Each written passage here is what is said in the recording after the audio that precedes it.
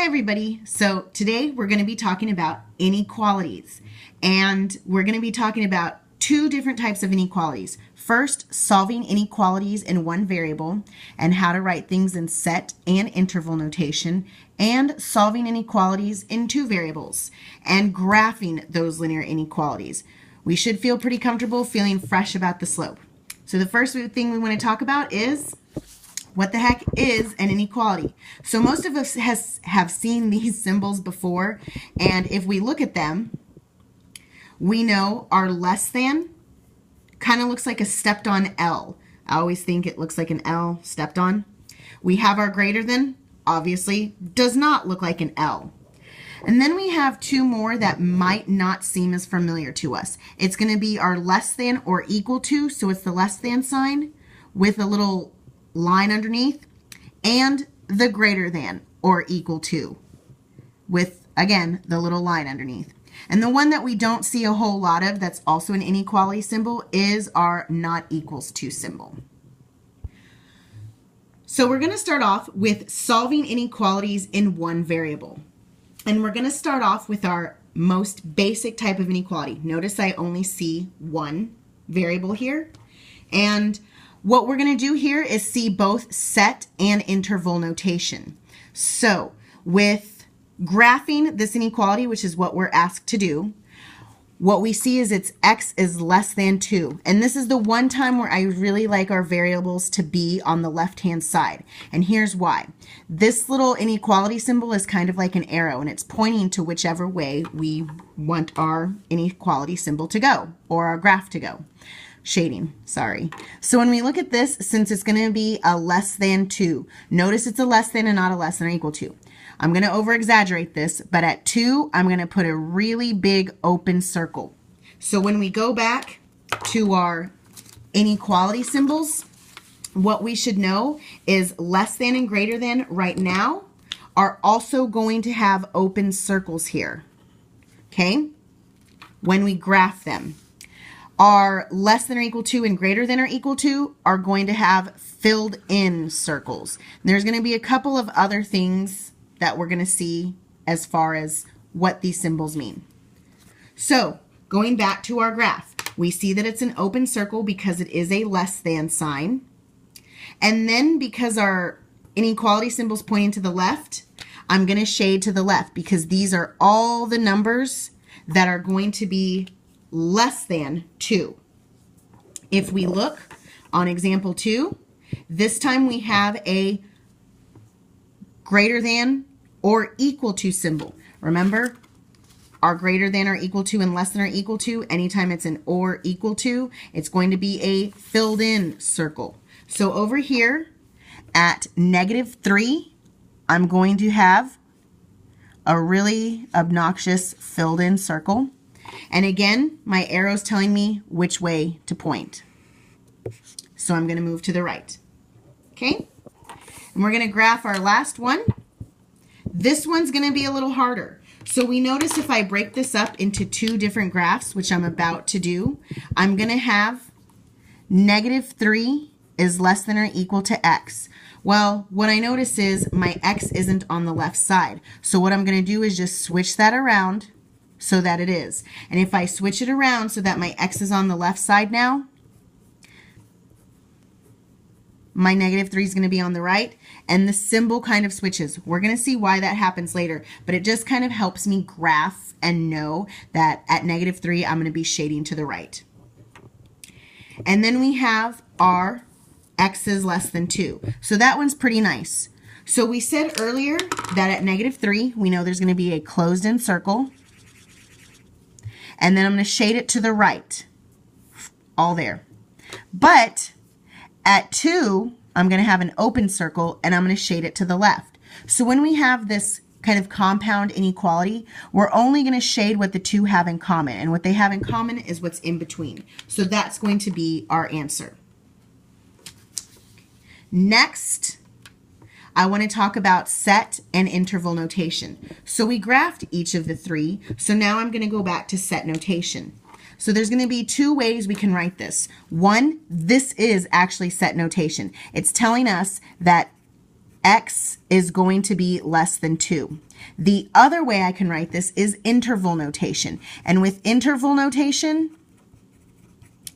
it shows me that I'm going, if I keep going on my line, -3, -4, -5, forever and ever and ever, I'll eventually go to negative infinity, and I'll go from negative infinity, and I have to come back and stop here at 2. Because it's an open circle, we're going to have parentheses. We always put parentheses around points we can't touch. I can't ever touch negative infinity because it goes on forever, and I can't touch 2 because it's not included. So those parentheses mean not included. So going back to our inequality symbols, anytime we have a less than or greater than without the line underneath, these are going to be some sort of parentheses. Versus when we have a less than or equal to or greater than or equal to, this is going to have brackets. Okay, we're going to see that on example 2. So we can already tell it's in set notation because we have an x in our less than. So now we're going to see it in interval notation. So looking at this, our smallest point is -3, and then we go on and on and on and on, past 4, past 5, past 6, all the way to infinity. So since I do include the -3, my interval notation here is going to be including -3 all the way to infinity, not including. So it's going to be some kind of weird writing here. And then in our last one, we kind of look at the graph to help us with this. Hopefully I said graph. So if we look at this, we have an included because it's a filled in circle here at -3. So an included at -3 and a non-included at 2. So this is what it's going to look like. Sometimes I even like to go ahead and put on my graphs whatever symbol that I need to see. That way it's easier to help me with interval notation. And then obviously I'm going to infinity.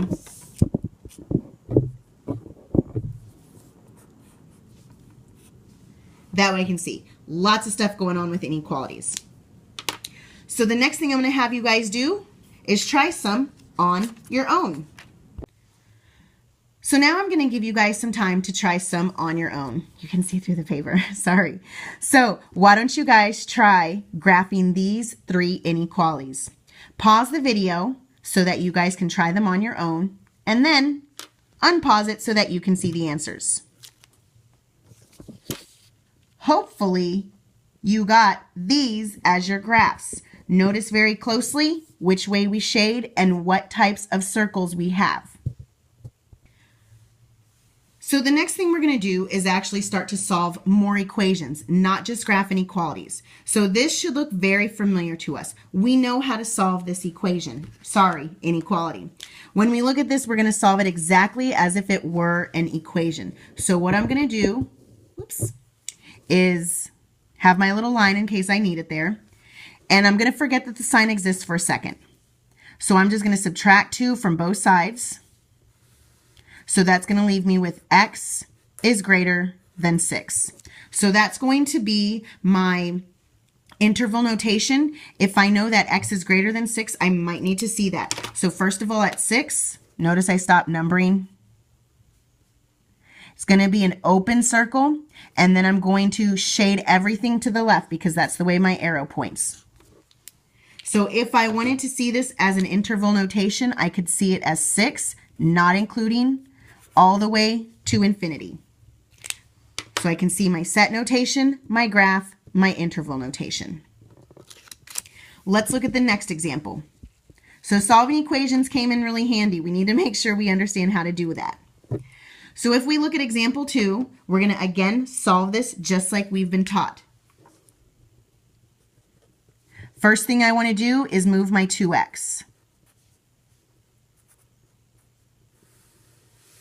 So then I'm going to get 1x, or x plus 1, less than or equal to -3. Then I'm going to subtract 1, and I don't have a lot of room. This is what happens when I write my examples too closely together. So we have x is less than -4. So again, if we graph that, First thing I want to do is come over here to -4 and put a big filled in circle there. Then if I look, my inequality symbol is pointing to the left, so I'm going to shade everything to the left.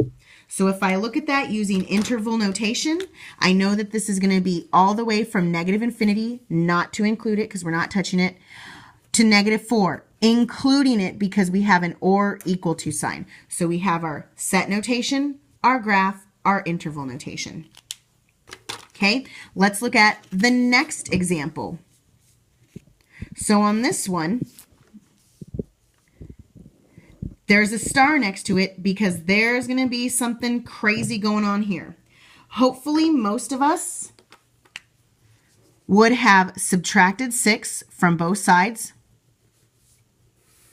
when we solve this, and we would get -5x is greater than 1. This is where the tricky part comes in. The next thing I would do if this were an equation would be to divide by a -5. That's really important. I'm going to put like 3 exclamation points right here next to this -5 because I want you guys to know that anytime we divide by a negative, we have to switch the sign or multiply by a negative. So anytime we multiply or divide by a negative, switch the sign. So that's super important. So what does that mean? That means when I get my final answer here, we know the -5s are going to cancel out. So it's going to be left with x. And it used to be a greater than sign, and we're going to switch it. I'm going to make it super obnoxious so that you guys understand that we're switching the sign to a -1/5. Okay? So that's what happens anytime we're working with inequalities and we multiply or divide by a negative. So now I'm going to graph this. This one's going to be a little tough to graph also because it's a fraction. What we love about fractions is that we can kind of guesstimate where they're going to be. So -1/5, we know this is about half, so -1/5 somewhere in between 0 and -1. So I'm just going to put an open circle, kind of wherever. And then we know we're going to shade everything to the left. Again, we have to make sure we change the sign anytime we multiply or divide by a negative. Switch that sign. And this is going to lead us to our very last example that we're going to see together. So if we look at this one, still not enough room happening on this paper. We're going to start off by solving. And again, I said inequalities is the only time I really like to have our variable on the left side. So I'm going to keep it right here and subtract the 24 first from both sides. So we know we're going to end up with -7y is less than or equal to 11y minus 38. Then I'm going to subtract both sides by 11. And we end up with -18y is less than or equal to -38. Again, and I know I'm going to go on to this other paper here. What's going to happen here is we have to make sure that when we divide by this -18, I divided by a -18. Super important. We have to go back and remember that I'm dividing by a negative, so I have to switch my sign. So what's going to happen here is my -18s are going to go. I'm left with y. And again, my sign was a less than, and now it's going to be a super obnoxious greater than or equal to. And then we have -38 divided by -18. Those negatives are going to cancel out, so we're going to be left with 38/18.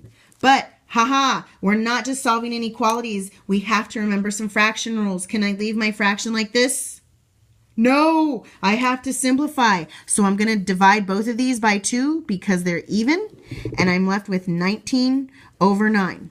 So I know I've been very anti mixed number. Inequalities and graphing is the only time that I actually ever like to see mixed numbers. So I'm not just going to simplify into an improper fraction. I really want to make this a mixed number. So we know that this is going to be 2 1/9. And the reason why I want to make sure I know what that is because now I'm going to go ahead and take the time to graph y equals, no, it's not y equals, it's y is greater than or equal to 2 1/9. But again, I have a weird mixed number. Where does 2 1/9 fall on my number line over here? So if I look, here's 1, 2, and 1/9 is going to be like a little past it. We know we're just going to put a closed circle somewhere there. And then we're going to shade everything to the right.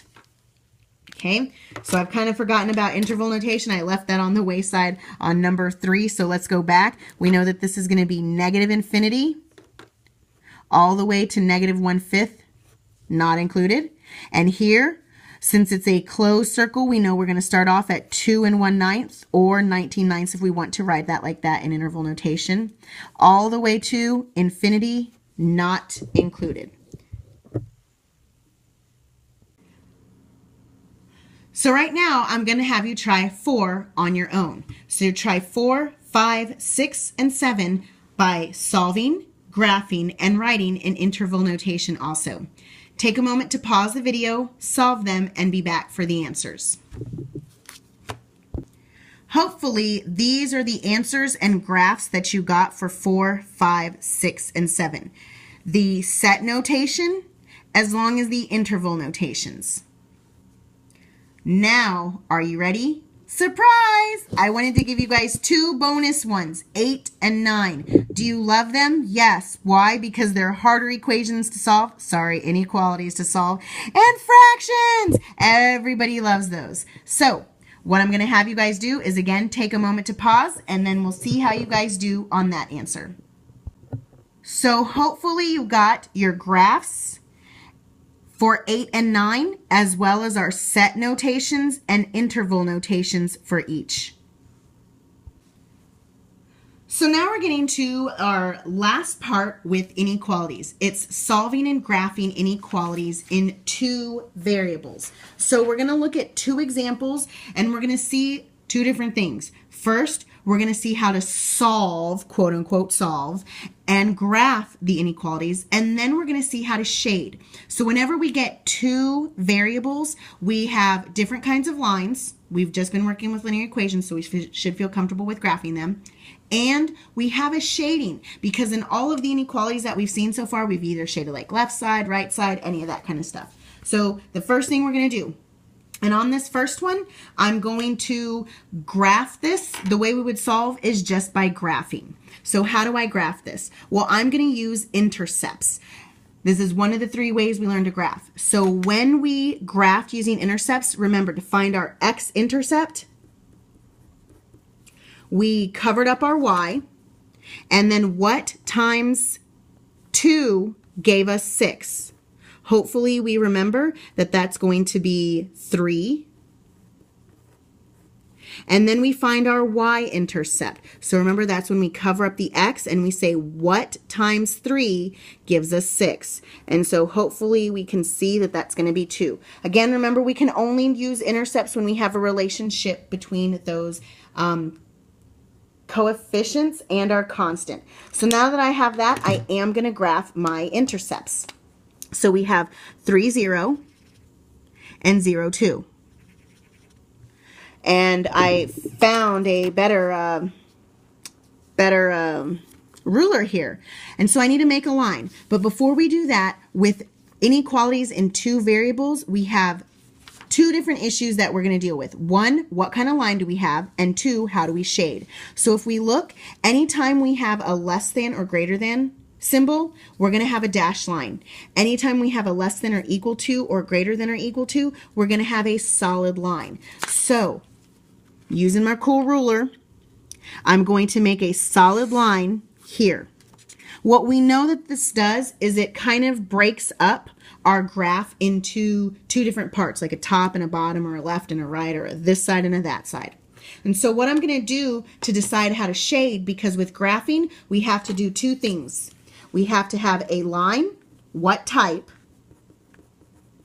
and we have to shade. Those are the 2 things we care about. That's what separates inequalities from equations when we're graphing. So now I'm going to decide what to shade. So to do that, I need to pick a test point.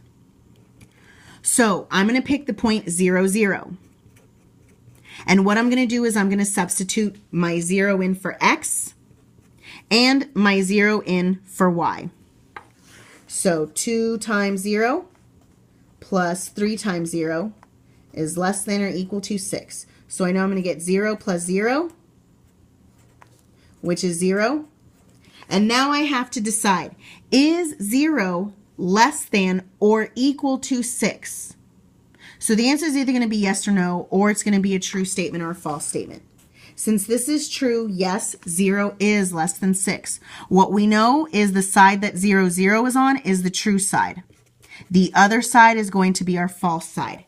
And when we shade, because when we graph linear inequalities, we only care about what type of line we have and how we shade. I always want to shade my true side. This is why I love highlighters. I can really see what's going to make this inequality true. Any of the points that are going to fall in the shaded region. That's what we care most about. Maybe that was a little confusing, so we're going to see a different way to solve. So the next thing we're going to do is solve this maybe how we're kind of most comfortable solving linear equations, by putting everything into slope-intercept form. So I'm going to go ahead and do that.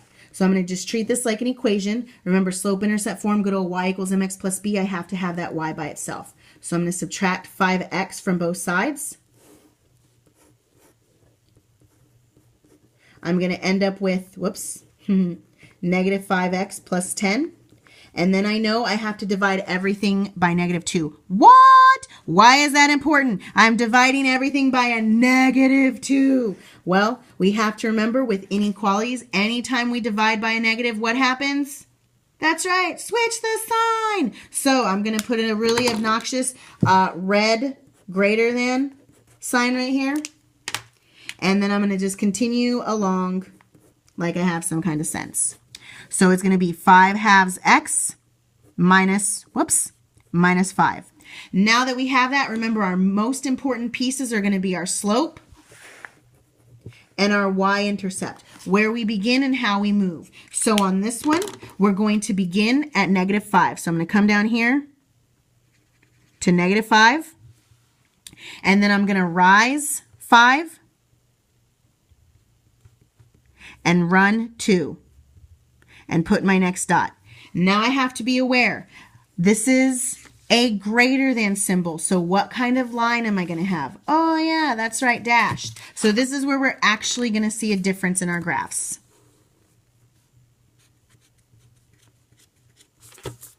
So here's our graph line. And now, instead of picking a test point, I'm just going to kind of look at this. So where is y greater than this line? Is it greater than on this side or on that side? Where are the numbers greater than this line? So hopefully we're paying close attention to our y-axis, and we think that greater than means it's going to occur. I'm going to say the word above, and it is going to be above this line. So that's going to be our answer here, our solution. Any of these points that are going to fall in the shaded region. So with inequalities, we have solution regions, not just a number, not x equals blah, blah, blah, not a y equals, not just a line. We have a whole section here. All right. Hopefully these aren't confusing. If they are, let me know. We're going to try our last two examples, which are my favorite too, and here's why. Because again, this was solving equations in 2 variables. But how many variables do we see on example 3 and 4? Only 1. But again, since this is in 2 variables, we have to understand that's why we are in a coordinate plane and not just on a number line, because there's supposed to be 2 variables. So we have to remember x is less than 3.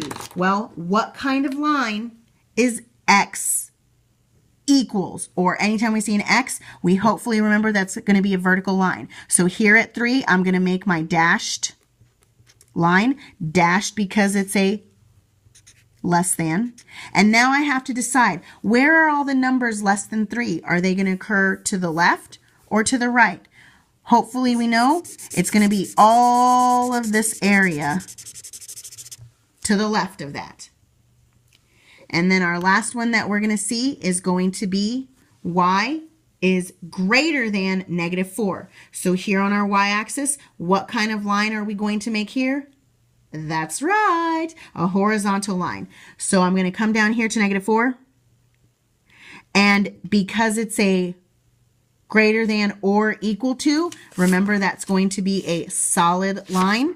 So I'm going to just make a solid line the best that I can here at -4. It was very crooked, I apologize.